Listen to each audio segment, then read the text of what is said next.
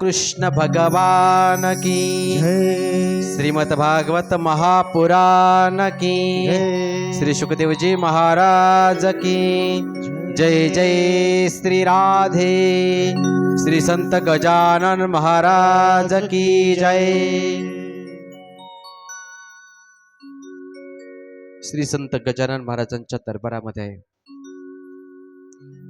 20व्या शतकातील महासंत विभूती माऊली दादांच्या पदस्पर्शाने पावन झालेल्या या भूमीमध्ये आणि संत महात्म्यांच्या पदस्पर्शाने पावन झालेल्या या पवित्र ठिकाणी भागवत कथेचं चिंतन आपण करत आहोत ना। मधुर अशी भागवत कथा आपण श्रवण करत आहात ना।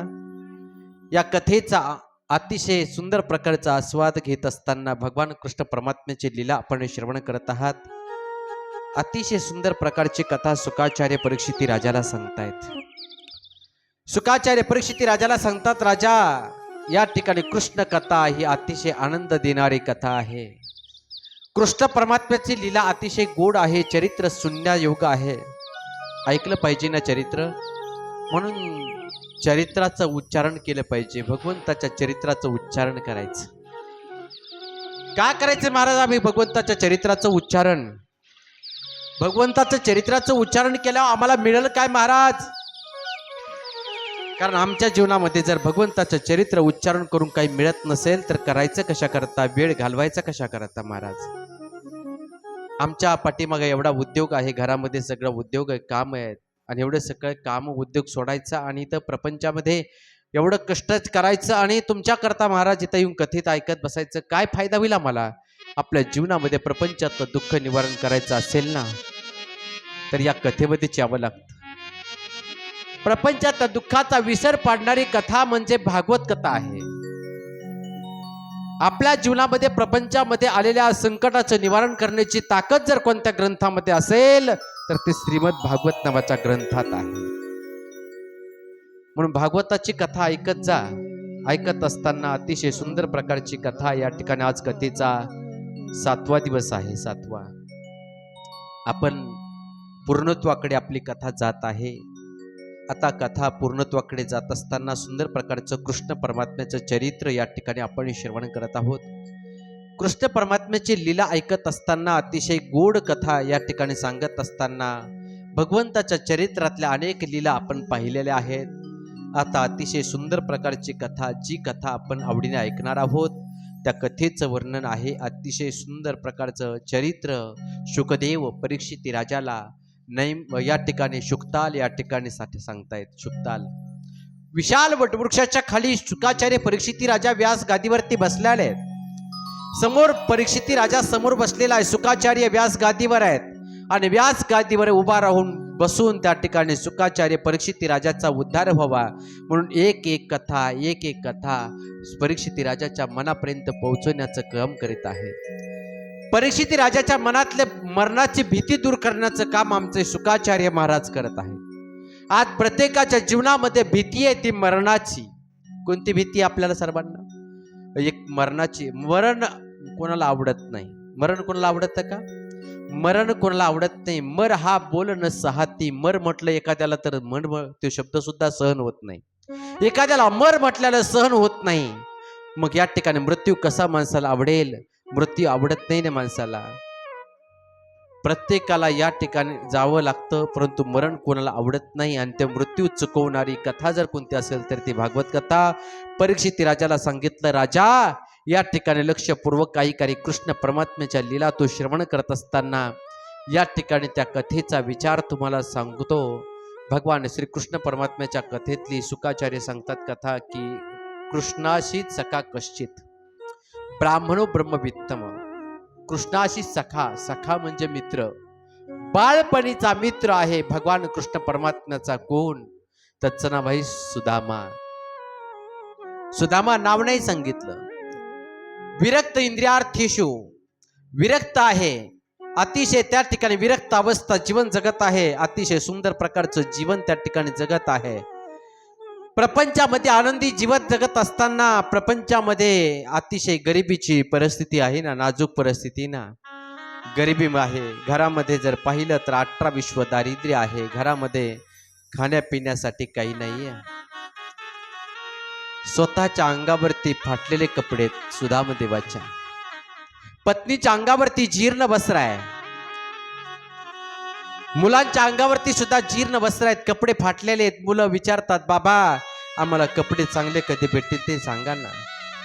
बाबा म्हणतात, अरे आपली परिस्थिती गरिबीची आहे, नाजूक आहे. त्या परिस्थितीमध्ये चित्ती असू द्यावे समाधान, ठेविले आनंदे तैशीची राहावे. सुदामदेवा आपल्या प्रारब्धाला त्या ठिकाणी विचार सांगतात की जसं आपलं प्रारब्ध आहे, आपल्या नशिबात जर चांगले भोग नसतील तर नाही मिळणार मुलांना. आहे त्या परिस्थितीला समाधान मानलं पाहिजे, आहे त्या परिस्थितीमध्ये समाधान मानायचंय ना. म्हणून तुम्ही त्या ठिकाणी अजिबात या ठिकाणी अपेक्षा करू नका, आहे त्या परिस्थितीमध्ये समाधान माना. पत्नीने या ठिकाणी प्रपंच कसा तरी चालवावा आणि आपला प्रपंच कसा चालवायचा, हे घरातलं सगळं वातावरण टिकून कसं ठेवायचं, हे घरातल्या लक्ष्मीच्या हातात असतं. घरामध्ये कमी असेल एखाद्या वेळेला तर त्या कमी वस्तूमध्ये कसं व्यवस्थित प्रपंच दाखवायचा कदाचित या महिला मंडळींना माहीत आहे, मातोश्रींना माहीत असतं. म्हणून तर त्या ठिकाणी त्या काटकसर करावी, फक्त काटकसर कशी करावी हे महिला मंडळ कोण शिकलं पाहिजे. बरोबर आहे ना. काटकसर कशी करावी हे महिला मंडळी कोण शिकलं पाहिजे.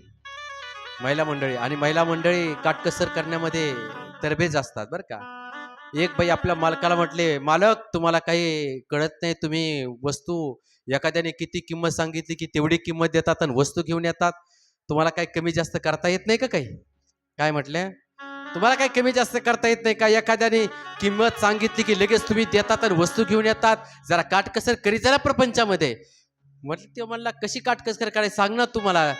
ते धर्मपत्नी म्हणली, हे बघा मी तुम्हाला सांगते तसं करायचं. काय करायचं, समोर दुकानदारांनी जर 100 रुपयाला वस्तू सांगितली तर 50 रुपयाला मागायची. कितीला मागायची 50 रुपयाला. अर्ध्याने मागायची. दुकानदाराने कितीनी सांगू द्या, त्याच्या बरोबर अर्ध्यात वस्तू मागायची. बरोबर म्हटला, ठीक आहे म्हटलं, आता तुझा गुरुमंत्र घेतला म्हटला, आता काही चुकत नाही म्हटला. गेला बाजारामध्ये गेल्यानंतर पावसाळ्याचे दिवस होते, छत्री घ्यायची होती. छत्री घ्यायची म्हणून तो गृहस्थ गेला छत्री घ्यायला. विचारलं, केवढ्याला छत्री आहे. म्हटल्यावर दुकानदार म्हटले 200 रुपयाला. बायकोचा गुरुमंत्र आठवला. तो म्हटला 100 रुपयाला द्या ना. अर्ध्यात मागायची. बरोबर अर्ध्यात मागायची. 100 रुपयाला द्या ना. अरे म्हटले, भवानीचं गिरायक पहिलंच गिरायक, तू 100ला डायरेक्ट कुठं मागत असत का. 200ची वस्तू कमीत कमी 150ला तरी मागायला पाहिजे ना.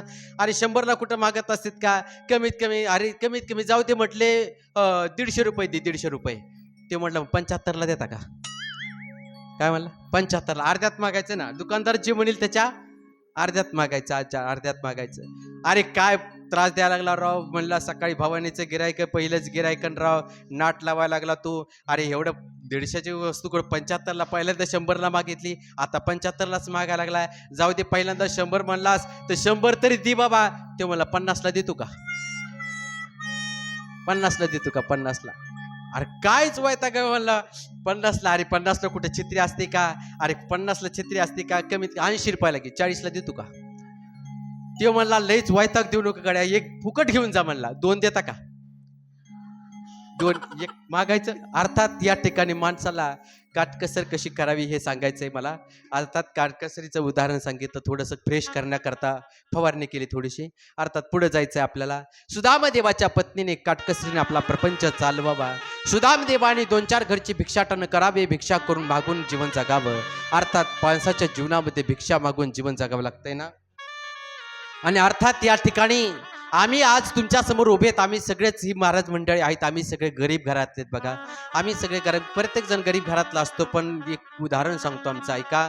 आमच्या घराच्या परिस्थितीचा विचार केला तर आम्ही वसुदेवजी काजळे सर असतील, आमचे भागवत महाराज असतील, आमचे किशोर महाराज असतील, बंडू महाराज असतील, हे सगळे अतिशय गरीब परिस्थितीतून शिकायला गेलोत. तर शिकायला गेल्यानंतर आम्हाला फीस भरायची पैसे नव्हते, घरच्याकडून मिळत नव्हते.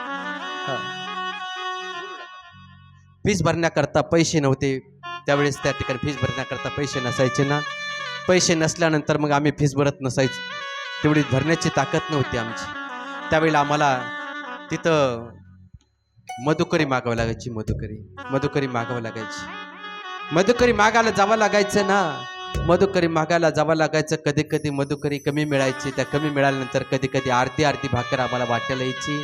ती अर्धी भाकर आम्ही खायचो आणि अर्धी भाकर खाऊन त्या ठिकाणी आम्हाला ते शिक्षण घ्यावं लागायचं. आणि त्या दिवसात कष्ट सहन केले म्हणून तर हे ज्ञान मिळालं ना.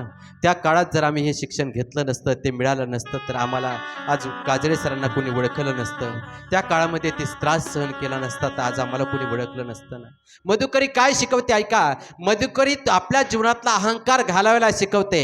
अरे एखादा श्रीमंत घरचा असेल आणि शिक्षण घेण्याकरता ज्या वेळेला आळंदीला जातो ना, अरे तुला श्रीमंत घरचा आहे, तुला ज्ञान घ्यायचंय ना, इथं माऊलीने जर मधुकरी मागितली असेल तर तुला सुद्धा मधुकरी मागूनच शिक्षण घ्यावं लागेल. आणि ती मधुकरीचा प्रसाद भेटला म्हणून तर या ठिकाणी आमच्यासारख्याला बोलण्याचं सामर्थ्य प्राप्त झालंय. बोलण्याचं सामर्थ्य प्राप्त झालं. सांगतो बघा, भिक्षाटन, भिक्षा मागितली जाते 4 घरची, ती भिक्षा आणायची, कसं तरी थोडंसं अन्न मिळायचं. त्या अन्नामध्ये त्या ठिकाणी पदार्थ बनवायचे आणि पदार्थ बनवून घर कसं तरी चालवायचं. हा प्रक्रम चालू होता. सुदामदेवाच्या पत्नीचं नाव आहे सुशीला.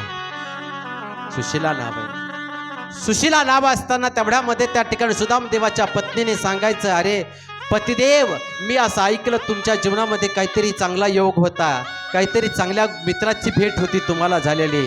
अरे तुम्ही गुरुकुलात शिकत असताना तुमच्या बालपणामध्ये एक मित्र तुम्हाला मिळाला होता. तो मित्र आज द्वारकेचा राजा आहे ना, सोन्याच्या नगरीचा राजा आहे ना. ऐकलं ना मी तुमचं. सोन्याच्या नगरीचा राजा, द्वारकेचा राजा भगवान श्रीकृष्ण परमात्मा तुमचा मित्र आहे ना. तुमच्या मित्राची तुम्हाला आठवण येत नाही का? हो कधी येते ना. तुमच्या मित्राची कधी आठवण येत नाही का तुम्हाला? तुमच्या मित्राला भेटायला जावं असं कधी वाटत नाही का? का जात नाही तुम्ही भेटायला? तुम्ही भेटायला जा ना. तुम्ही भेटायला जा म्हटल्याबरोबर त्या ठिकाणी सुदामदेवाच्या पत्नीला सुदामदेवाने सांगायचं, हे बघ सुशीला, मला माझ्या मित्राची खूप आठवण येते. बालपणी आम्ही एकत्र खेळलो, एका ताटात जेवलो, बालपणी आम्ही एवढे आनंदाने जीवन जगलो आणि तोच कृष्ण परमात्मा आता द्वारकेचा राजा झालाय. पण मला त्याला भेटायला जायचा संकोच वाटतो. काय संकोच वाटतोय? संकोच वाटण्याचं कारण काय आहे? संकोच वाटण्याचं कारण असं आहे म्हटले की या ठिकाणी मी कृष्णाला भेटायला जायचंय. तो द्वारकेचा राजा आहे, पण त्याला भेटण्याकरता जी वस्तू भेटण्याकरता जात असताना काहीतरी भेट वस्तू दिली पाहिजे ना. राजाला भेटायला जायचंय, देवाच्या दर्शनाला जायचंय, गुरुला भेटायला जायचंय ना. त्यावेळेला रिकाम्या हाताने कधी जाता येत नसतं. मंदिरात चाललात ना तुम्ही, मंदिरात जाताना कधी रिकाम्या हाताने जात जाऊ नका. मंदिरात जाताना एक काम करत जा, हातामध्ये कधी एखादं फूल घेत जा. ते फूल त्या ठिकाणी भगवंताच्या चरणावरती वाहत जा. कमीत कमी एखाद्या वेळेला तुम्हाला फूल नाही वाहता आलं तर एखाद्या वेळेला खडी साखर तरी समोर ठेवा. खडी साखर नाही ठेवता आली, महाराज आमच्याजवळ काहीच नाही ना, मग खिशामध्ये हात घाला. चिल्लर 1-2 रुपये असतील, 10ची नोट असेल, काहीतरी त्या भगवंताच्या दानपेटीमध्ये टाका. पण रिकाम्या हाताने परमात्म्याचं दर्शन कधी घेत जाऊ नका. रिक्त हाताने परमात्म्याकडे जाता येत नाही ना. रिक्त हाताने परमात्म्याचं दर्शन कधी घेता येत नाही ना. म्हणून रिक्त हाताने कधी जाता येत नाही. राजाला भेटायला जायचं असेल ना तर काहीतरी भेट वस्तू घेऊन जावं लागते. रिकाम्या हाताने राजाला कधी भेटायला जायचं नसतं. राजाला मित्राला भेटायला जायचंय.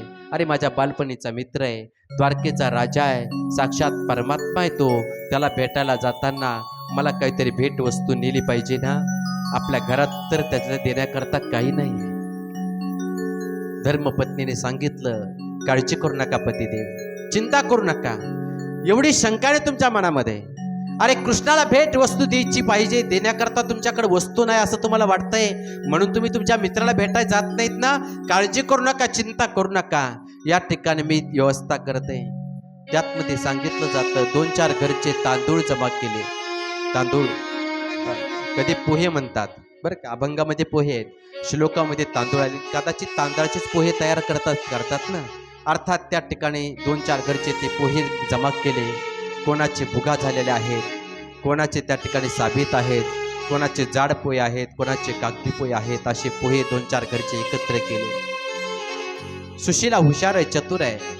सुदामदेवाच्या पत्नीने विचार केला, एकाच घरचे पोहे जर आपण दिले तर कदाचित माझे पती तिथं सांगणार नाहीत की माझ्या घरी पोहे सुद्धा नाहीत, की या ठिकाणी मी तुम्हाला भेट वस्तू आणावे म्हणून.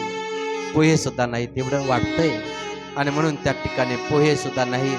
ते पोहे त्या ठिकाणी एका घरचे दिले तर माझ्या कृष्ण परमात्म्याला, माझ्या घरची परिस्थिती कळणार नाही. न सांगता कृष्णाला माझ्या घरातलं सगळं कळावना याच्याकरता एका घरचे नाही 4 घरचे पोहे आणले. हे पोहे बघितल्यानंतर कृष्णाला लक्षात यावं की माझ्या सुदामाच्या घरात पोहे सुद्धा नाहीत. 4 घरचे भिक्षा मागून आणलेले पोहे त्या ठिकाणी मला भेट म्हणून आणले. आणि म्हणून त्या ठिकाणी सुदाम देवाने जीर्ण वस्त्रामध्ये ते बांधलं आणि ते जीर्ण वस्त्रात बांधून त्या ठिकाणी निघालेले आहेत. निघाल्याबरोबर भगवान कृष्ण परमात्म्याच्या भेटीसाठी निघाले तर सुदामा त्यावेळेला सुदामाच्या अंगावरती कपडे चांगले नाहीत, फाटलेले कपडे. चले श्याम सुंदर से मिलने सुदामा, चले श्याम सुंदर से मिलने सुदामा, हो चले श्याम सुंदर से मिलने सुदामा, चले श्याम सुंदर से मिलने सुदामा, चले श्याम सुंदर से मिलने सुदामा, गाते चले जाते मन में हो,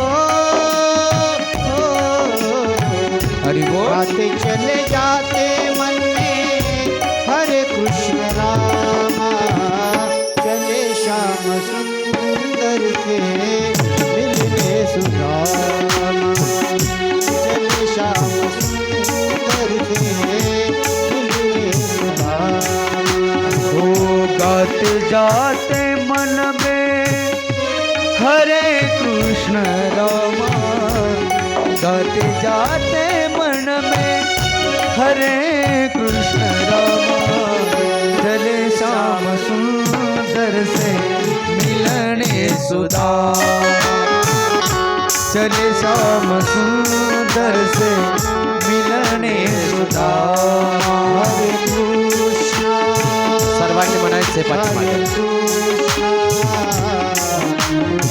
कृष्ण हरे हरे, मला सर्वजण हरे कृष्णा हरे कृष्णा कृष्णा कृष्णा हरे हरे. कृष्ण परमात्म्याला भेटण्याकरता माझे सुदाम देवा निघालेले आहे. अंगावरती जीर्ण वस्त्र आहे, डोक्याला पागुट नाही, पायात खडावा नाही, अतिशय दीन दुर्बल अवस्था आहे. आणि अशा अवस्थेमध्ये सुदाम देवा भगवान कृष्ण परमात्म्याला भेटायला निघाले आणि भगवंताचं नामचिंतन करत करत चालताय. लोटा बयोरी गले लटकाई, लोटा बयोरी गले लटकाई, चावलों की पोटरी बगल में दबाई, चावलों की पोटरी बगल में दबाई, पहुँचे सुदामा हो, पहुँचे सुदामा कृष्ण के धामा, चले श्याम सुंदर से मिलने सुदामा, चले श्याम सुंदर से मिलने सुदामा, चले श्याम सुंदर से मिलने सुदामा, हरे कृष्णा हरे कृष्णा कृष्णा कृष्ण टाळी वाजवा सर्वांनी प्रेमाने. हरे हरे, ओ हरे कृष्णा हरे कृष्णा कृष्णा कृष्णा हरे हरे, हरे रामा हरि बोल. हरे रामा, सर्वांनी पाठीमागे म्हणायचं. रामा रामा हरे हरे, ओ हरे रामा हरे रामा रामा हात वरती करा सर्वांनी. परमात्म्याच्या भेटीला जायचंय का आपल्याला? हरे. सुदाम देवा परमात्म्याच्या भेटीला चाललेले आहेत. आपण सुद्धा परमात्म्याच्या भेटीला जात असताना त्या ठिकाणी भगवंताचं नामचिंतन करत करत गेलं पाहिजे ना. म्हणून देवाच्या वाटेने जाताना, देवाच्या भेटीला जाताना कधीही त्या ठिकाणी एक लक्षात घ्या, परमात्म्याच्या भेटीला निघालात ना तुम्ही, रस्ता धरलाय ना तुम्ही, तर मग मात्र रिकाम बडबड करत जाण्यापेक्षा परमात्म्याचं नामचिंतन करत करत जायला पाहिजे. भगवंताचं नामचिंतन करत करत, भजन करत करत सुधामध्ये निघालेले पावलं टाकत आहेत. पायामध्ये खडाबा नाहीत, पायाला खडे रुततात, काटे टोचतायत, चालतात चालतात थकतायत सुदामदेवा. थकल्यानंतर सुदामदेवाने एखाद्या झाडाच्या सावलीला बसावं आणि बसल्याबरोबर अंग टाकावं. अंग टाकल्याबरोबर त्या ठिकाणी सुदामदेवाला झोप लागते बघा. अंग टाकल्याबरोबर माऊलीच्या पालखी सोहळ्यात जे चालत असतील त्यांना लक्षात येतं बघा. चालता चालता तिथं जागा चांगली नसते, अंतराळा काही नसतं. जो आपला पानकापड असतं ना, पाऊस आल्यानंतर भिजू नये म्हणून ते पानकापड हातरायचं, खडे रुततात, पण तिथं त्या पानकापडावरती पडल्याबरोबर झोप लागते का नाही? लागते ना. देवाच्या भजनामध्ये नामचिंतन करत करत चाला, तुम्हाला इतका आनंद मिळेल. तुम्ही पडल्याबरोबर तुम्हाला झोप लागते. घरी गादी असते, उशी असते, तक्क्या असतो, फॅन असतो, एसी असतो, अगदी त्या ठिकाणी सगळं एक प्रतिकूल, अतिशय अनुकूल वातावरण असतं, तरीसुद्धा झोपेची गोळी खावी लागते. झोपेची गोळी खाल्ल्याशिवाय घरी झोप येत नाही ना. पण तुम्ही भगवंताचं नामचिंतन करत करत चाललात ना, नक्की तुम्हाला सांगतो, तुम्हाला झोपेची गोळी खाण्याची गरज पडणार नाही. फक्त तुम्ही देवाचं भजन करत करत चाला, तुम्हाला झोपेच्या गोळीची गरज पडणार नाही.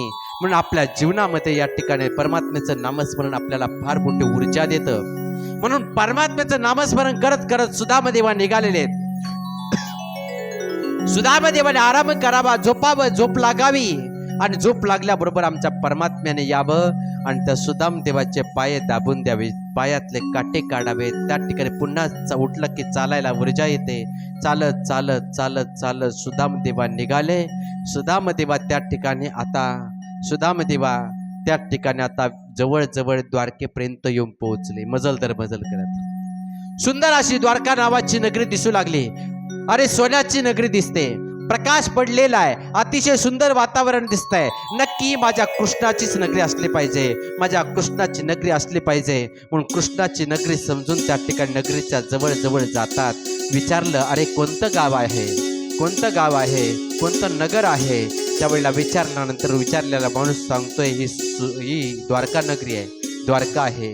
द्वारका आहे ना, माझ्या कन्हैयाची द्वारका आली, माझ्या कन्हैयाची द्वारका आली. द्वारकेमध्ये प्रवेश करतात आणि प्रवेश केल्यानंतर एक जणाला विचारतात, का रे तुमच्या द्वारकेमध्ये माझ्या कन्हैयाचा महल कुठे आहे?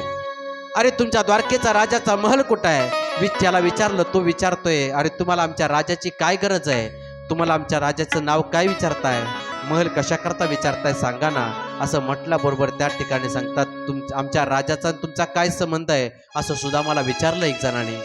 आमच्या द्वारकेचा राजाचा आणि तुमचा काय संबंध आहे असं ज्या वेळेला विचारलं ना एक जणाने, त्यावेळेला सुदामदेवाने सांगावं, तुमच्या द्वारकेचा राजा आहे ना, तुमच्या द्वारकेचा राजा आहे ना, माझा मित्र आहे, माझा मित्र आहे. आणि मित्र म्हटल्याबरोबर त्या विचारणाऱ्या लोकांनी मोठ्याने हसावं, सुदामदेवाकडे पाहावं आणि सुदामदेवाला बघून हसावं. बघा, कुठं हा सामान्य व्यक्ती आणि कुठं आमचा राजा. आमच्या राजाला मित्र म्हणतो, अरे याला घालायला कपडे नाही पण आमच्या राजाला मित्र म्हणतोय. अपमान करतात, हसतात लोक सुदामदेवाकडे पाहून, सुदामदेवाकडे पाहून हसतात. एक लक्षात घ्या, आपण देवाकडे चाललात ना, आपण परमार्थाला सुरुवात केली ना, आपल्याला लोक हसणार आहेत. आपण एखाद्या वेळेला पंढरपूरला गेलात ना, माळ घातली ना गळ्यामध्ये माळ घालून पहिल्यांदा इकडे गावाकडे आलात ना, तर आपले मित्र आपल्याला हसणार आहेत. काय करून करून भागले आणि परमार्थाला लागले. गळ्यात काय माळ, पोटात हे सगळं पाठ झाले आपलं, आहे की नाही? अर्थात या ठिकाणी लोक आपल्याला हसणार आहेत. पहिल्यांदा माळ घातली लोक हसतात, परमार्थाला सुरुवात केली आपल्याला लोक हसणार आहेत. हसू द्या, आपल्याला हसणारे लोक असले तर आपली प्रगती होणार आहे. आपल्याला हसणारे जर लोक नसतील तर आपली प्रगती कशी होणार? म्हणून आपल्याला हसणारे माणसं पाहिजेत ना, म्हणून हसणारे माणसं पाहिजे. सुदामा म्हणतायत हसा बाबांनो हसा. अरे माझ्या या परिस्थितीला पाहून हसतात ना, अरे या परिस्थितीला पाहून हसतात ना, माझं प्रारब्ध तसे त्याला काय करता. पण विचारत विचारत सुदामदेवा पोहोचतात. आता पुढे जातात, पुढे जाऊन पोहोचतात. ज्यावेळेला सुदामदेवा त्या ठिकाणी आता द्वारकेमध्ये भगवान कृष्णाचा महल विचारत विचारत जातात. महलाच्या द्वारावरती पोहोचतायत. दारावरती 2 द्वारपाल आहेत. द्वारपालांच्या समोर सुदामदेवा उभे राहतात आणि सुदामदेवा द्वारपालाच्या समोर उभा राहून हात जोडून विनंती करतात. अरे द्वारपालांनो, द्वारपालो कन्हैया से कह दो, अरे द्वारपालो कन्हैया से कह दो, दर पे सुदामा गरीब आ गया है, दर पे सुदामा गरीब आ गया है, दर पे द्वारपालो कन्हैया से कह दो, अरे द्वारपालो कन्हैया से कह दो, घर पे सुदामा गरीब आ गया है, घर पे सुदामा गरीब आ गया वो है। भटकते भटकते ना जाने कहाँ से, भटकते भटकते ना जाने कहाँ से, तुम्हारे महल के गरीब आ गया है, तुम्हारे महल के गरीब आ गया है। अरे द्वारपालो कन्हैया से कह दो, घर पे सुदामा गरीब आ गया है, घर पे सुदामा गरीब आ गया है। काय हो, टाळी वाजवायची. बोल सुदामदेवा भगवंताला भेटायला निघालेले आहेत. सुदामदेवाच्या पायामध्ये खडावा नाही, डोक्याला पागुट नाही. परिस्थिती अतिशय गरिबीची आहे. सुदामदेवा द्वारपालाच्या समोर उभे राहतात आणि द्वारपालांना म्हणतात, द्वारपालांनो माझा निरोप तुमच्या राजाला द्या. तेवढा कृष्ण परमात्म्याला निरोप सांगा. हो नसर पे है पगड़ी, नातन पे है दामा, बता दो कन्हैया को नाम है सुदामा। बता दो कन्हैया से नाम है सुदामा, बता दो कन्हैया को नाम है सुदामा। सर पे है एक बार मोहन से जाकर कह दो, एक बार मोहन से जाकर के कह दो, मिलने सका नसीब आ गया है। हो अरे द्वारपालो कन्हैया से कह दो, अरे द्वारपालो कन्हैया से कह दो, दर पे सुदामा गरीब आ गया है, घर पे सुदामा गरीब आ गया है। भगवान परमात्म्याला भेटण्याकरता सुदामा जातात. द्वारावरती द्वारपालाने अडवलंय. द्वारपालाला निरोप सांगितला, जा द्वारपालांनो तुम्ही एक काम करा, माझा गरीबाचा निरोप तुमच्या राजाला देऊन टाका.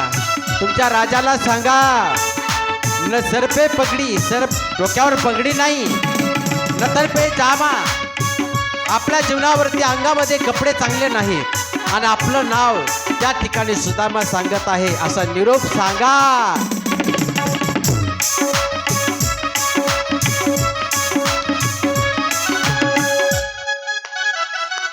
ताळी.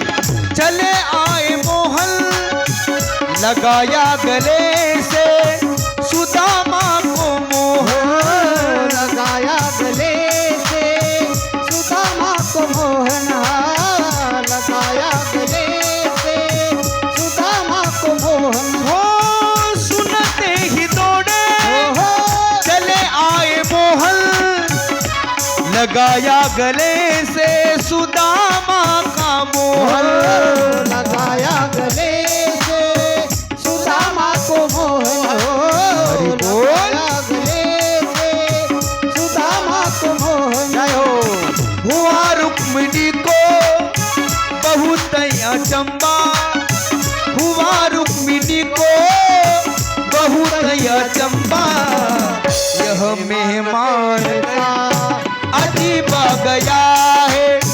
अरे द्वार पालो कन्हैया से कह दो, अरे द्वार पालो कन्हैया से कह दो, सर पे सुदामा गरीब आ गया है। सर पे सुदामा गरीब आ गया है। एक ताळी। श्री राधे।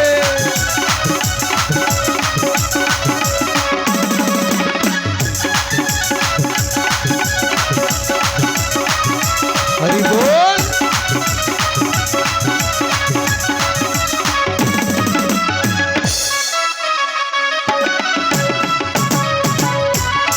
भगवंताच्या भेटीसाठी सुदामा आलेले आहेत. भगवान परमात्म्याच्या भेटीची अपेक्षा करत आहेत. सुदामाचा निरोप द्वारपाल घेऊन जातात ना. सुदामाचा निरोप घेऊन द्वारपाल आतमध्ये जातात. भगवान कृष्ण परमात्म्याला सांगतात आणि निरोप सांगितल्याबरोबर भगवंताला राहत नाही. भगवान परमात्मा भेटण्याकरता सुदामा शब्द ऐकला. बतावत आपणा नाम सुदामा, आपलं नाव सुदामा सांगतो असं म्हटल्याबरोबर भगवंताने शासना उडी मारली आणि धावत धावत जाऊन सुदामदेवाला कडकडून मिठी मारली आणि आपल्या डोळ्यातील अश्रूच्या धाराने सुदामदेवाचे चरण धुवून काढले.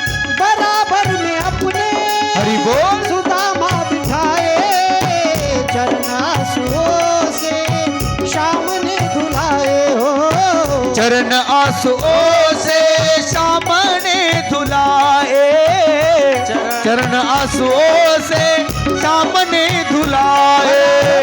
अपने सुदामा बिठाए, श्री राधे। चरण आंसुओं से शाम ने धुलाए। न घबराना प्यारे जरा तू सुदामा, न घबराना प्यारे जरा तू सुदामा, खुशी का समा तेरे करीब आ गया है। राधे राधे। अरे का समा तेरे करीब आ गया है। हे अरे द्वार पालो कन्हैया से कह दो, अरे द्वार पालो कन्हैया से कह दो, सर पे सुदामा गरीब आ गया है। सर पे सुदामा गरीब आ गया है। सर पे सुदामा गरीब आ गया है। सुदामदेवाच्या भेटीसाठी सुदामदेवा भगवंताच्या भेटीसाठी येतात ना. द्वारपाला निरोप सांगितल्याबरोबर त्या ठिकाणी भगवान परमात्म्याला द्वारपाल निरोप सांगायला जातो. डोक्यावरती पागोटा नाही, अंगावरती जीर्ण वस्त्र आहे आणि अतिशय दीन दुर्बल ब्राह्मण दारात उभा आहे आणि बतावत आपणा नाम सुदामा शब्द काय वापरले. बतावत आपणा नाम सुदामा, सुदामा नाव सांगतो हे शब्द कानावर पडले. सुदामा शब्द कानावर पडला बरोबर भगवंताने उडी मारली आणि धावत धावत जातायत. गेल्याबरोबर कडकडून सुदामदेवाला मिठी मारतायत. सुदामा खूप दिवसाने आला रे माझ्या नगरीमध्ये, माझ्या नगरीत आला रे. सुदामदेवा त्या ठिकाणी सुदामदेवाचे पाय स्वतः आपल्या डोळ्यातील अश्रूंनी भगवान परमात्मा धुवून काढतात. किती प्रेम असेल भगवंताचं भक्तावर, एवढं प्रेम आहे सुदामदेवावर. सुदामदेवाचे पाय त्या ठिकाणी भगवंत आपल्या डोळ्यातील अश्रूने धुवून काढतात. आदरपूर्वक आतमध्ये आणतात. आतमध्ये आणल्यानंतर सुदामदेवाला त्या ठिकाणी सुंदर प्रकारचं स्नान घालतात. स्वतः भगवंत त्या ठिकाणी सुदामदेवाला अतिशय भरजरी वस्त्र परिधान करण्याकरता देतात. जे वस्त्र सुदामदेवाला आतापर्यंत कधी पाहायला भेटलं नाही ना, ते वस्त्र त्या ठिकाणी सुदामदेवाला परिधान करायला मिळाले. आनंद वाटला. सुदामदेवाने ते वस्त्र परिधान केले. सुदामदेवाला त्या ठिकाणी सुंदर प्रकारचा गंध त्या ठिकाणी लावला. चंदनाचा गंध लावला. चंदनाचा गंध लावल्यानंतर तो गंध मोडला. परत त्या ठिकाणी गंध लावला, का मोडला, त्याचं चरित्र सांगितलं जातं. पहिल्यांदा सुदामदेवाच्या कपाळावरती अक्षर होतं श्रीक्षय. काय अक्षर होतं? श्रीक्षय. म्हणजे गरिबी होती सुदामदेवाच्या जीवनामध्ये, लक्ष्मी त्याच्या जीवनामध्ये प्राप्त झालेली नव्हती. पण ते अक्षर मोडायचे, पुसून काढायचंय म्हणून भगवंताने पहिल्यांदा गंध लावला, मोडला, पुन्हा डबल गंध लावला, ते अक्षर उलट केलं. पहिल्यांदा श्रीक्षय असं अक्षर होतं, आता ते अक्षर उलट केलं, आता यशश्री केलं, आता तुला ऐश्वर्य प्राप्त होईल असं भगवंताने लिहून दिलं. आणि आता भरजरी वस्त्र प्राप्त केलं झाल्यानंतर सुदामदेवाला सिंहासनावरती बसवलेलं आहे भगवान कृष्ण परमात्म्याने. आणि सिंहासनावरती सुदामदेवाला बसून आता सुदामदेवाचं दर्शन घेण्याकरता दर्शन सोहळा सुरू झाला. दर्शन सोहळा सुरू झाला. आणि मग पहिल्यांदा रुक्मिणी येते, दर्शन घेते. दर्शन घेतल्यानंतर सुदामदेव आशीर्वाद देतात, अष्टपुत्र सौभाग्यवती भव. जांबवंत येते, दर्शन घेते, आशीर्वाद दिला. सत्यभामा दर्शन घेतला, आशीर्वाद दिला. सगळ्यांना सुदामदेव आशीर्वाद देत होते. 100-200 नंबर झाले.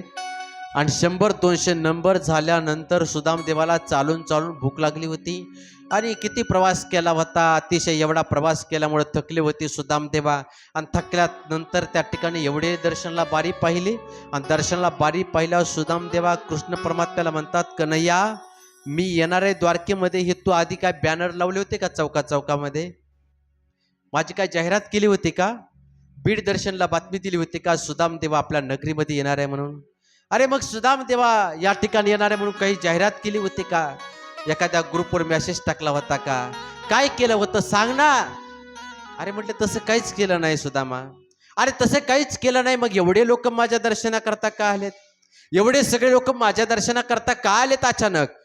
आणि मग कृष्ण परमात्मा म्हणतात, हे सगळे बाहेरचे लोक नाहीत, हे घरातले म्हणजे भगवान कृष्ण परमात्मा म्हणतात, सुदामा या सर्व माझ्या पत्न्या आहेत. या सर्व माझ्या बायका आहेत. किती? म्हणले 16,108. काय कृष्ण लबडायस रे? एवढे लग्न केले आणि मला एकाही लग्नाला बोलवलं नाही. एखाद्या लग्नाला बोलवलं असतं तर तेवढंच माझा जेवणाचा कार्यक्रम भागला असता ना, एका टायमाचं जेवण भागलं असतं. भगवान कृष्ण परमात्मा म्हणतात, सुदामा माझे लग्नच असे झाले सगळे गिटकीन. बघायला जायचो आणि येताना घेऊन यायचो. बघायला जायचो. माझ्या लग्नाला माझे मायबाप सुद्धा नव्हते, तर तुला कसा निरोप पाठवायचा सुदामा? तुला नाही निरोप पाठवता आला. तुला निरोप नाही पाठवता आला, पाठवता येणार नाही निरोप तुला. पण सुदामा ह्या सगळ्या माझ्या पत्न्या आहेत. कृष्णा ह्या जर सगळ्या तुझ्या पत्न्या असतील आणि यांचा तू पती असशील तर एक काम कर, पतीच्या पुण्यामध्ये अर्धा हिस्सा पत्नीचा असतो. पतीच्या पुण्यामध्ये पत्नीचा अर्धा हिस्सा असतो. अर्धा हिस्सा बरोबर बघा, ऐका, लक्षात घ्या. सत्यनारायणाची पूजा असली का सगळी तयारी करायला कोण असतं? ब्राह्मणाला बोलवायला कोण? मोटरसायकलवर पळत पळत जायचं, ब्राह्मणाला घेऊन यायचं. नारळ आणा. कोण आणतं नारळ? मालक आणतो. सगळं वस्तू कोण आणतं? सगळी तयारी होते. पूजा करताना सुद्धा ब्राह्मण देव पूजा कोणाला करायला सांगतात? मालकाला सांगतात. आणि तेवढ्यात त्या ठिकाणी मॅडम बाजूला बसलेल्या असतात. आणि मग ब्राह्मण भाऊ म्हणतात, अशा काय बसल्या मावशी, एक काम करा ना, मालकाच्या हाताला हात लावा. हाताला हात लावला की अर्ध पुण्य हातातून इकडे लगेच प्रासल होतं. कुठला फॉर्म भरायचा गरज नाही. हप्ता आला का नाही बघायची गरज. आलाय ना सगळ्याला? आलाय का? राहिला असला तरी येईन, काळजी करू नका. लाडक्या बहिणीत मुख्यमंत्र्याच्या काही कमी आहे का? म्हणून अर्ध पुण्य मुख्यमंत्र्याच्या लाडकी बहिणी असल्यामुळे पटकन तिकडे जातं. हे फक्त सत्यनारायणाच्या पूजेमध्ये चालतं बरं का, नाही दुसरीकडे वापरू नका. एक जण रेल्वेत गेला जोडीने, रेल्वेत तिकीट एक काढलं आणि 2 जण जोडीने रेल्वेत चढले. आणि ते टीसी आला चेक करण्याकरता आल्यानंतर तिकीट याने काढलं, तिकीट दाखवलं, तिकीट पाहिलं, हे तुमचं आणि हे तुमच्या पत्नीचं नाही. म्हटले ती माझी पत्नी आहे. अरे तिकीट एक काढलं, 2 जण प्रवास करतात, असं कुठं असते का? नाही म्हटले ती माझी पत्नी आहे. अरे ती पत्नी असं कुठं चालतं का रे? अरे तिकीट एक. आणि या ठिकाणी तेवढ्यामध्ये त्याने आपल्या पत्नीला सांगितलं, माझ्या हाताला हात लाव. माझ्या हाताला हात लाव म्हटले. हाताला हात लाव. हाताला हात लाव. अरे म्हटले असं काय चाललंय, काय नाटकं करता ही, काय हाताला नाही ना म्हटले, तसं नाही म्हटले. आमच्या हाताला हात लावला, आता एका तिकिटात दोघांचा प्रवास होतोय, असं कुठं शक्य आहे का म्हटले, असं कुठं शक्य आहे का. अरे हे कुठं चालत नसतं, हे चालत नाही. त्यो म्हटलं आमच्या देवबाप्पाला चाललं, तुला जमत नाही का. हाताला हात लावलेला आमच्या देवबाप्पाला जमतंय, तुला कसं काय जमत नाही. अरे ते इकडं जमतंय, तिकडं कुठं जमत असतंय का. अर्थात रेल्वेने प्रवास करायचा तर तिकीट 2च काढावं लागतील ना. अर्थात या ठिकाणी सांगितलं जातं. प्रवास चालू झाला आणि सुदामदेवा कृष्ण परमात्म्याला म्हणतात, कन्हैया या सर्वांचा तू पती आहे, मग यांना आशीर्वाद घेण्याची काय गरज आहे. तू एक काम कर, या सर्व 16,108 पत्न्याचा तू पती असशील ना, तर या सर्वांच्या वतीने तूच माझं एकदा दर्शन घे. तुला आशीर्वाद दिला, यांना आशीर्वाद घेण्याची गरज नाही. या जगामध्ये साधूमध्ये एवढी ताकद आहे, साधूमध्ये एवढी ताकद आहे. या जगातला साधू देवाला सुद्धा आशीर्वाद देऊ शकतो, देवाला सुद्धा. परमात्म्याने दर्शन घेतलं, सुदामदेवाचा आशीर्वाद दिला सुदामदेवाने, आणि सुदामदेवाने आशीर्वाद दिल्यानंतर आता सगळे त्या ठिकाणी बसलेले आहेत निवांत. आणि मग तेवढ्यामध्ये 2 मित्राच्या गप्पा सुरू झाल्या. 2 मित्राच्या गप्पा सुरू झाल्यानंतर 2 मित्र काय चर्चा करतात, त्यांच्या चर्चा सुरू झाल्या. आणि त्या चर्चा ऐकायला, 2 मित्राच्या चर्चा ऐकायला भगवान कृष्णाच्या 16,108 बायका समोर बसल्या, ज्या सगळ्या राजाच्या मुली आहेत. कोणाच्या मुली आहेत, राजाच्या मुली आहेत. आणि भगवान कृष्णाच्या पत्न्या आहेत, त्या सगळ्या समोर बसल्या. आणि समोर बसल्यानंतर कृष्णाने आणि सुदामदेवाने चर्चा करावी, ती चर्चा यांनी ऐकावी. चर्चा ऐकता ऐकता तेवढ्यामध्ये सुदामदेवाला प्रश्न विचारला कन्हैयाने. कृष्ण परमात्म्याने विचारलं, सुदामा अरे गुरुकुलात असताना फार वैराग्याच्या गप्पा आणायचास, खूप वैराग्याच्या गप्पा आणायचास, लग्न वगैरे केलंस की नाही. काय विचारलं, लग्न केलंस की नाही. आणि मग सुदामदेवाच्या मुखातून शब्द निघाला, हा कृष्णा लग्न केलं, आणि तुझ्या वहिनीचं नाव आहे सुशीला. तुझ्या वहिनीचं नाव सुशीला. सुशीला नाव ऐकलं आणि भगवान कृष्ण परमात्मा म्हणतायत, सुदामा लग्न केलं, माझ्या वहिनीचं नाव सुशीला आहे, मग माझ्या वहिनीने मला भेटवस्तू काय दिली सांग, भेटवस्तू काय दिली सांग. म्हटल्यानंतर सुदामदेवा ते पोहे लपून ठेवू लागले. कारण का, जीर्ण वस्त्रामध्ये मुठभर पोहे आणलेले ते जर या ठिकाणी दाखवले तर भगवान कृष्ण परमात्म्याच्या सगळ्या पत्न्या मला हसतील, काय भेट, भगवंताला भेट आणली, चिमटभर पोहे घेऊन आलाय माझ्या परमात्म्याच्या भेटीसाठी, म्हणून लोकलज्जेसाठी. म्हणून जगामध्ये लोकांच्या म्हणण्याचा विचार करू नका, आपल्या जीवनामध्ये आपल्या म्हणण्याचा विचार करा, आपल्या भावनेचा विचार केला पाहिजे ना. सुदामदेवा ते पोहे लपवतात, सुदामदेवा पोहे दाखवत नाहीत. पुन्हा सुदामदेवाने पोहे लपवले आणि लपवल्यानंतर सुदामदेवा म्हणतायत, अरे कृष्ण आणि सुदामदेवाला विचारावं, सांग सुदामा माझ्या वहिनीने मला भेटवस्तू काय दिली. सुदामदेवाने विषय बदलावा.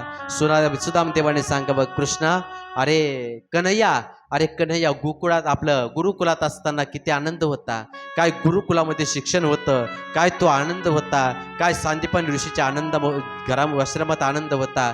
तेवढं सगळं बोलायला लागल्याबरोबर कृष्णाने म्हणावं, ते सगळं खरं आहे, पण माझ्या वहिनीने काय दिले ते सांग, माझ्या वहिनीने काय दिले ते सांग. असं म्हटल्यावर तेवढ्यामध्ये सुदामा मनातली मनात म्हणायचा, हे विषय तिथंच आणतोय, परत याला सांगतोय, दुसरा विषय काढतो, तो तिथेच आणायला लागलाय. पुन्हा त्या ठिकाणी पुन्हा सुदामदेवाने विषय बदलावा. सुदामदेवाने सांगावं, अरे कृष्णा, ज्या वेळा गुरुमातेने आपल्याला जंगलामध्ये सरपण आणायला पाठवलं होतं, त्यावेळेला जोराचा पाऊस आला होता, किती भिजलो होतो, किती आनंद होता. भगवान कृष्ण परमात्मा म्हणतात, ते सगळं खरं आहे, पण माझ्या वहिनीने काय दिले ते सांग.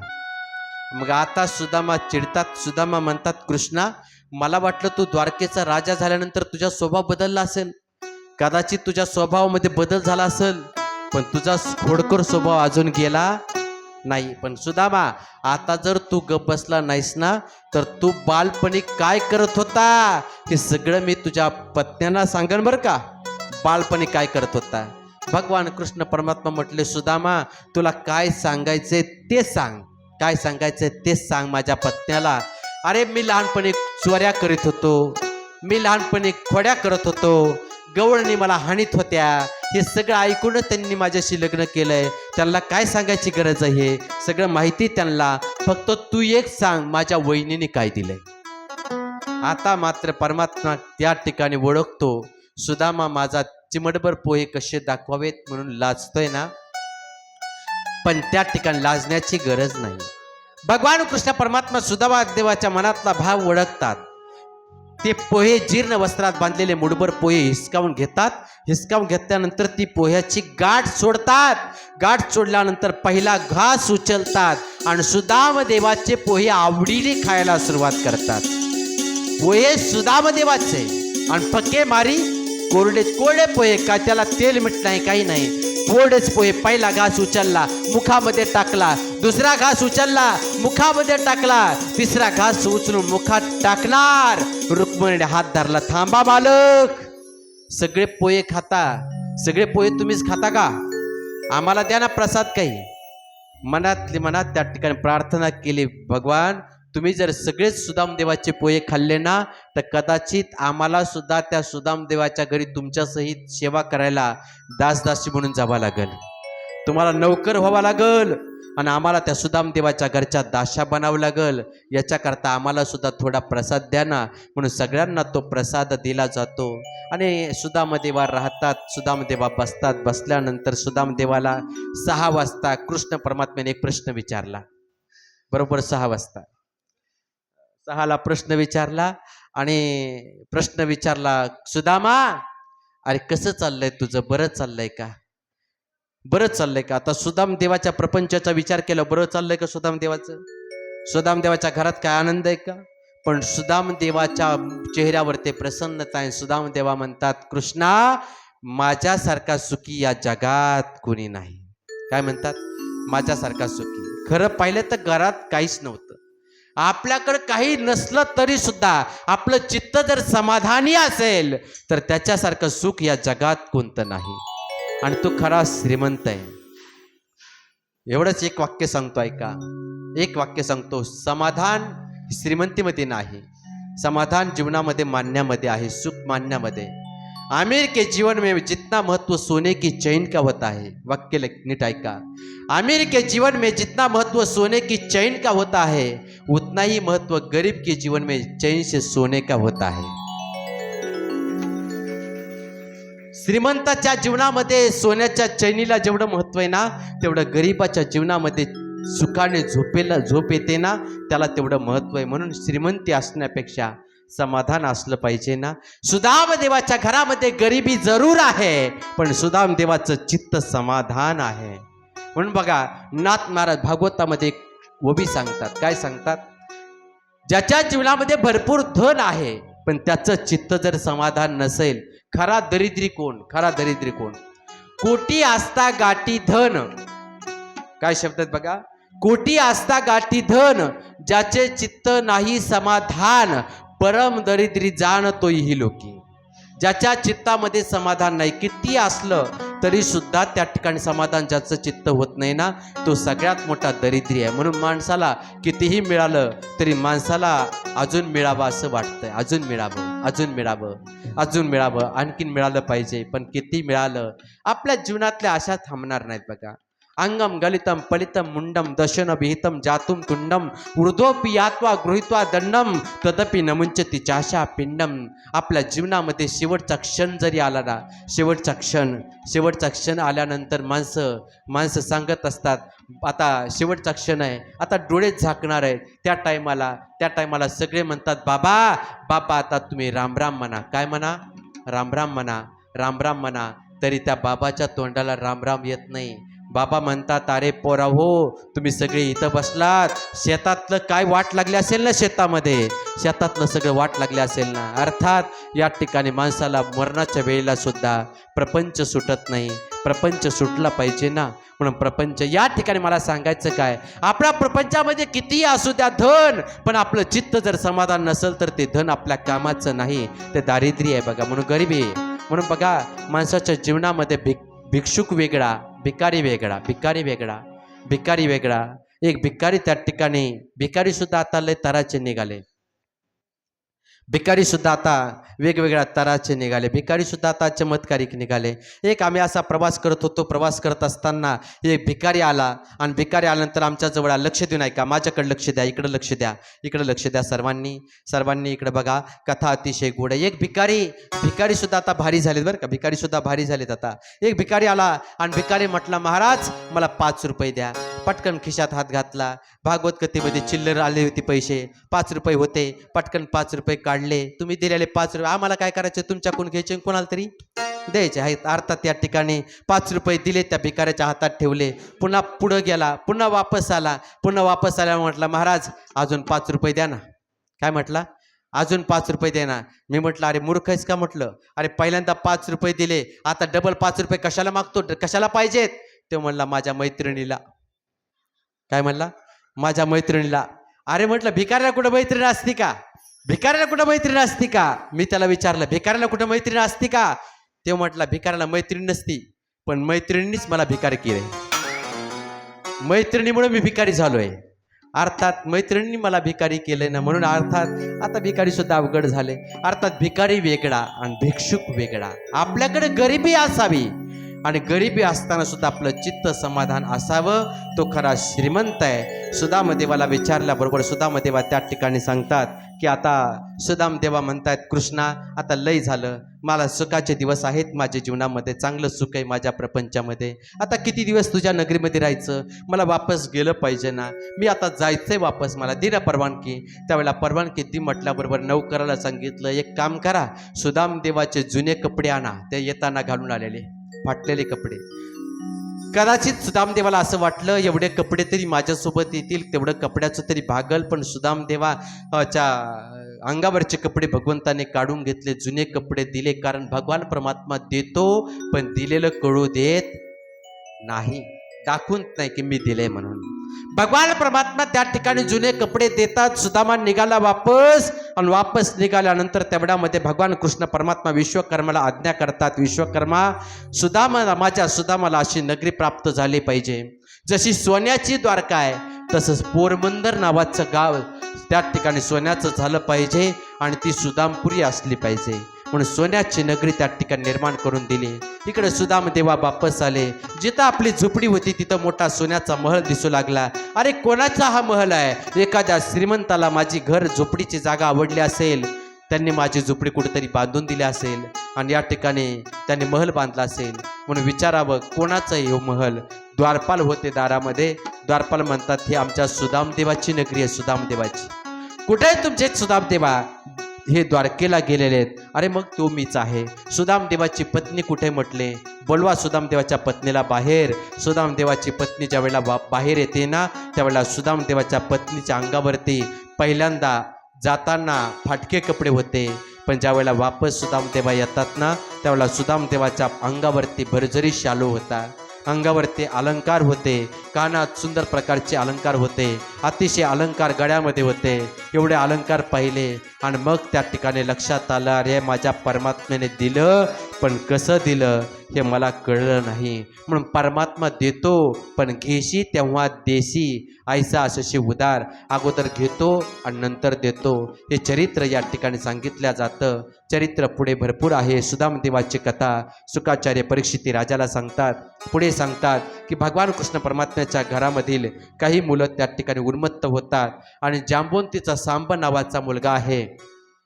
त्या सांब नावाच्या मुलाला स्त्रीचा वेश धारण करायला लावला जातो आणि स्त्रीचा वेश धारण करून जांबवंताच्या सांब नावाच्या मुलाला मुलीचा वेश धारण करून पिंडारक क्षेत्रामध्ये अनेक ऋषी मुनी बसलेले आहेत, त्यांच्यासमोर उभा केलं जातं आणि त्यांच्यासमोर उभा करून विचारलं त्या भगवान कृष्णाच्या मुलांनी, अरे सांगा, या मुलीच्या पोटी मुलगा जन्माला येईल का मुलगी जन्माला येईल. साधू भगवंताने वेळोवेळी मुलांना समजून सांगितलं होतं. भगवंताने वेळोवेळी मुलांना समजून सांगितलं होतं की मुलांनो, हे वागणं व्यवस्थित नाही, साधूचा अपमान कधी करू नका. साधूचा अपमान, तुम्ही देवाचे मुलं जरी असलात, तुम्ही माझे मुलं जरी असलात, मी देव जरी असलो, तर तुम्ही साधूचा अपमान केला ना, तुम्हाला मी वाचू शकणार नाही, असं भगवान परमात्मा. कारण अहम भक्त पराधीना, मी भक्ताच्या अधीन आहे. भक्ताला केलेला अपराध, भक्तावर केलेला अन्याय मला सहन होत नाही. म्हणून तुम्ही भक्ताचा कधी अपराध करू नका. अपमान करू नका. म्हणून अपमान त्या ठिकाणी केला साधूचा. अपमान केल्यानंतर त्या ठिकाणी साधूंनी सांगितलं, अरे मुलांनो, तुम्ही देवाची मुलं आहेत, पण आमचा अपमान करताना लक्षात ठेवा, हा मुलगा आहे, याच्या पोटी मुलगी जन्माला येणार नाही, मुलगाही जन्माला येणार नाही. तुम्ही विचारताय ना मुलगा असताना ही मुलगी म्हणता, मुलगा होईल का मुलगी विचारता.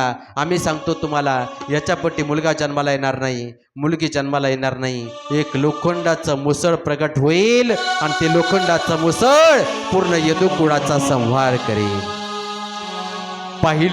पाहिलं वस्त्र फेडलं, पाहिलं तर लोखंडाचं मुसळ प्रगट झालं. त्या मुसळाचं पीठ केलं, त्या मुसळाचं पीठ त्या ठिकाणी फेकून दिलं समुद्रामध्ये. त्याचे लोहाळे तयार झाले. एक तुकडा किती बारीक केला तरी तो त्या ठिकाणी बारीक होत नाही, तसाच फेकला. समुद्रामध्ये फेकल्याबरोबर तो एका माशाने ग्रहण केला. तो मासा एका कोळ्याने पकडला आणि त्या ठिकाणी माशाच्या पोटातून तो त्या ठिकाणी लोखंडाचा तुकडा, मुसळाचा तुकडा मिळाला. तो तुकडा आता बाणाच्या तो टोकाला लावावा म्हणून त्याच लोखंडाचा मुसळाचा तुकडा एका बाणाच्या अग्र टोकाला लावला आणि त्याच वेदाच्या हाताने भगवान कृष्ण परमात्म्याने आपली इहलोकाची यात्रा संपवली, अवतार संपवला. हे चरित्र या ठिकाणी सांगितलं दशमस्कंदामध्ये. एकादश स्कंदामध्ये त्या ठिकाणी सुंदर प्रकारचं चरित्र येतं. दत्तात्रेयाला 24 गुरु केले जातात.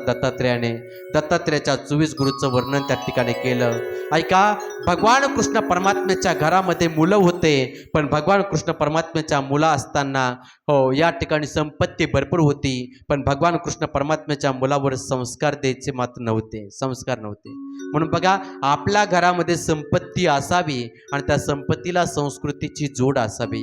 खरं म्हणजे हा आमचा पिंगळे परिवार आणि गजानन महाराजांचा भक्त परिवार यांच्या जीवनामध्ये, आपल्या प्रपंचामध्ये जे काही धन प्राप्त होत आहे ते धन वाईट मार्गाला न जाता आमच्या गजानन महाराजांच्या प्रगट दिनाच्या निमित्ताने एवढा कार्यक्रम होतोय ना, हे धन चांगल्या कार्याला लागतंय, चांगल्या कामाला लागतंय.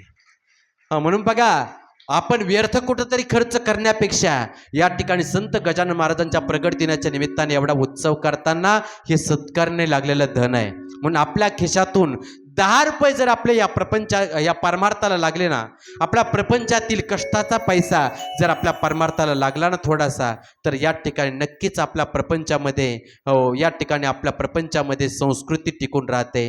म्हणून हे अतिशय काय सेवाधारी मंडळी आहेत. आम्ही आल्यापासून पाहतोय, आमचा हा पिंगळे परिवार, आमचे हे गजानन महाराजांचे सगळे भक्त परिवार या ठिकाणी व आमचे वैष्णव साहेब यांच्या घरामध्ये सुद्धा काय संस्कृती आहे. आपल्या मुलांना चांगले संस्कार दिले यांनी. म्हणून यांच्या घरामध्ये आज आमचे वैष्णव साहेब तर या ठिकाणी एक यात्रा झाली की दुसऱ्या यात्रेला आमच्या वैष्णव काकू आणि वैष्णव सर या ठिकाणी वैष्णव साहेब नेहमी या ठिकाणी पंढरपूरची पूजा तरी करतील, शुक्तालला जातील, आळंदीला आता सप्त्याला जाणार आहेत. आपला हा कार्यक्रम झाला की आळंदीला सप्त्याला जाणार आहेत. खऱ्या अर्थाने आपल्या जीवनातलं उरलेलं आयुष्य ना, हे उरलेलं आयुष्य प्रपंचाकरता घालण्यापेक्षा आमचं उरलेलं आयुष्य भगवंताकरता घातलं पाहिजे.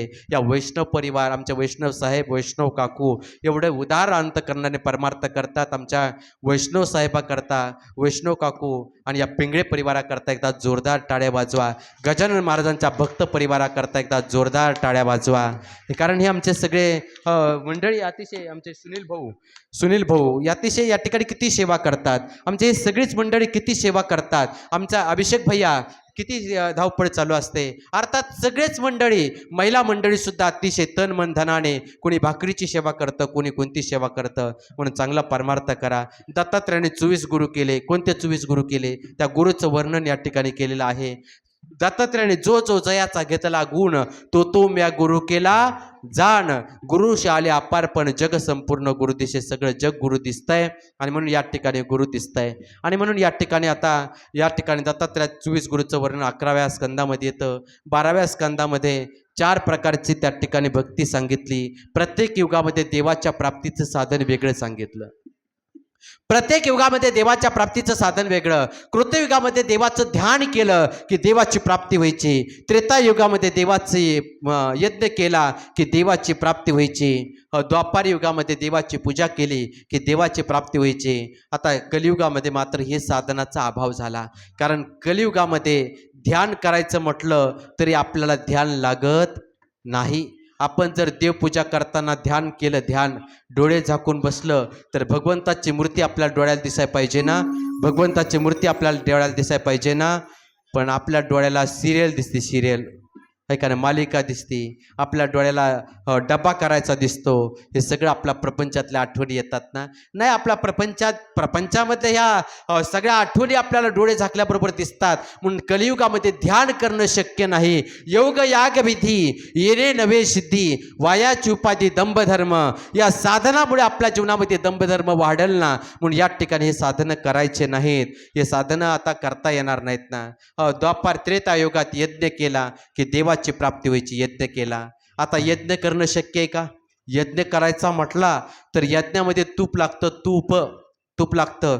गावरान गाईचं तूप लागतं. आता गावरान गाई शिल्लक राहिल्या नाही तर तूप भेटतं का? आम्ही जर एखाद्या घरी गेलो ना, जेवण करताना मागितलं ना तूप, ते म्हणतात महाराज चूप, तूप मागायचं नाही, चुप, गपचिप खा, तूप नाही काही नाही, उगाच गपचिप खा.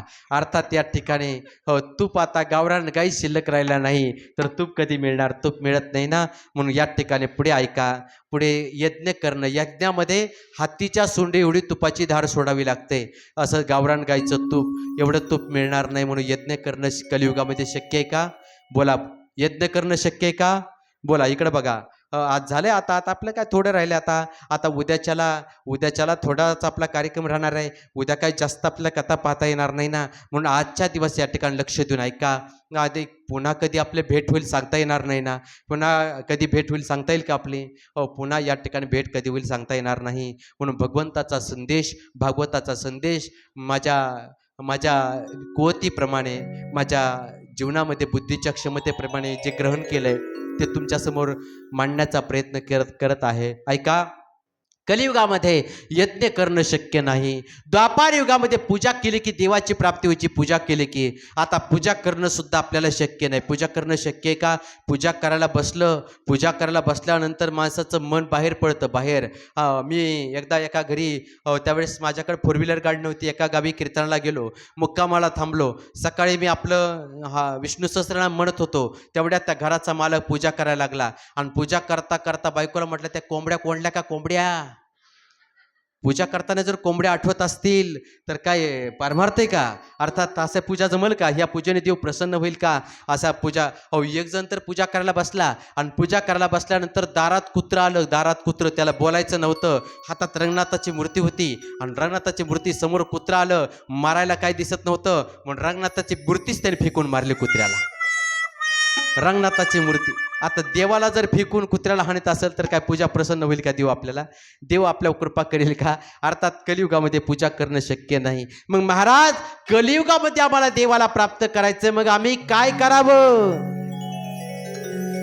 कलियुग माझे करावे कीर्तन, कलियुग माझे करावे कीर्तन, तुगा माझे करावे कीर्तन, कलियुगा माझे करावे कीर्तन. तेने नारायण देईल भेटी, तेने नारायण देईल भेटी, तेने नारायण देईल भेटी, तेने नारायण,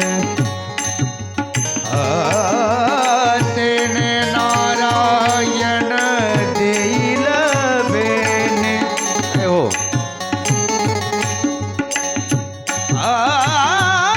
तेने नारायण,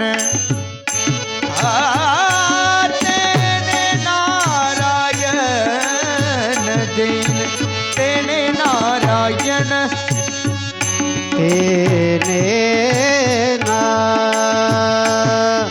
तेने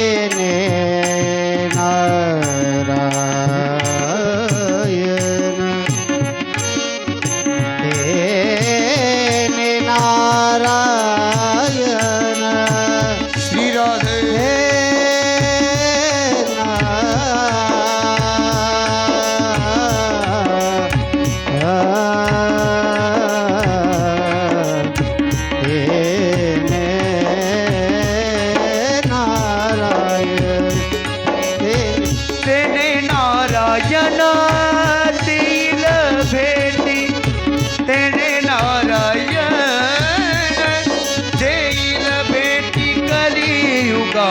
माझी करावे कीर्तन कलियुगा माझी करावे कीर्तन कलियुगा माझी करावे कीर्तन करावे कीर्तन कलियुगा माझी करावे कीर्तन तिने नारायण दिले भेटी. कलियुगामध्ये परमात्म्याची प्राप्ती करून घ्यायची ना, मग दुसरं काही साधन करण्याची गरज नाही. कलियुगामध्ये कीर्तन करा, तुम्हाला देवाची प्राप्ती होईल. लक्ष द्या. 2 मिनटं आपल्याकडे राहिलेत, एक 5 मिनटं वेळ आपल्याकडे राहिला आहे. थांबायचं आपल्याला 5 मिनटानंतर. उद्या पुन्हा या ठिकाणी आपल्याला पुन्हा कधी योग येईल सांगता येणार नाही ना, कारण क्या भरवसा है इस जिंदगी का. उद्या कोण असेल कोण नसेल याची गॅरंटी नाही ना. कोण दिवस येईल कैसा नाही देहाचा भरवसा. उद्या तुमच्या आमच्या भेटी होतील याची गॅरंटी नाही ना. काय घर भरवसा आहे. आम्ही कुठल्या गावचे, तुम्ही कुठल्या गावच्या, परंतु तुमचं सर्वांचं प्रेम, तुमच्या सर्वांचे शुभाशीर्वाद, तुमच्या सर्वांचं प्रेम, तुम्ही आई समान सर्व श्रोते मंडळी आहात. मातृवर्गाचं प्रेम या ठिकाणी पुत्रवत प्रेम मला लाभत आहे, हे माझं परम भाग्य आहे. ऐका, या ठिकाणी आपल्याला कीर्तन करता महाराज आम्हाला कीर्तन करता येत नाही. मग आम्ही कुठं कीर्तन करता येतं. अरे कीर्तन म्हणजे कंबर बांधणं, फेटा बांधणं, उभारून बोलणं, याला कीर्तन म्हणता येत नाही. सगळ्यात महत्त्वाचं सोपं कीर्तन आहे. नामसंकीर्तन साधन पै सोपे आणि जळतील पापे जन्मांतरीचे. देवाचं नामचिंतन करत चला, परमात्मा आपल्या पाठीमागं उभा राहिल्याशिवाय राहणार नाही. म्हणून झाली आज कथा. आज भागवताच्या 12 स्कंदामध्ये या ठिकाणी भागवंताचं नामस्मरण सांगितलं. थांबायचं आपल्याला. अतिशय या ठिकाणी पुत्रवत माझ्यावरती प्रेम आमचे वैष्णव साहेब पिंगळे परिवार हे करतात सगळेजण. या ठिकाणी 2 मिनटं सर्वांनी आता शांत बसा. पुन्हा या ठिकाणी उद्या आता आपला काय जास्त वेळ नाही भेटणार. उद्या मी येईल, 1 तास 1.5 तास आपलं, तास 2 तास आपलं गजानन महाराजांचा प्रगट दिन उत्सव साजरा होईल. फक्त 2 मिनटं आता माझे शब्द ऐका. तुम्ही या ठिकाणी श्रोत्याच्या रूपामध्ये कथा चालू होण्याच्या अगोदर येता बसता. सर्वांनी या ठिकाणी या कथेची आवड आहे ना.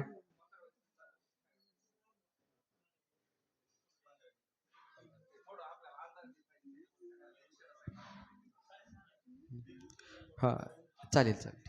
हां, बसा 2 मिनटं सर्वांनी शांत बसा. झाली आता आपला कथा होत आलेली आहे.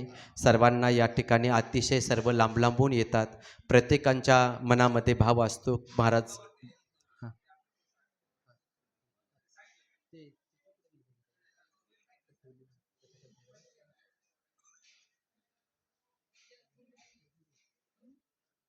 एक भजन घ्या ना 2 मिनटं.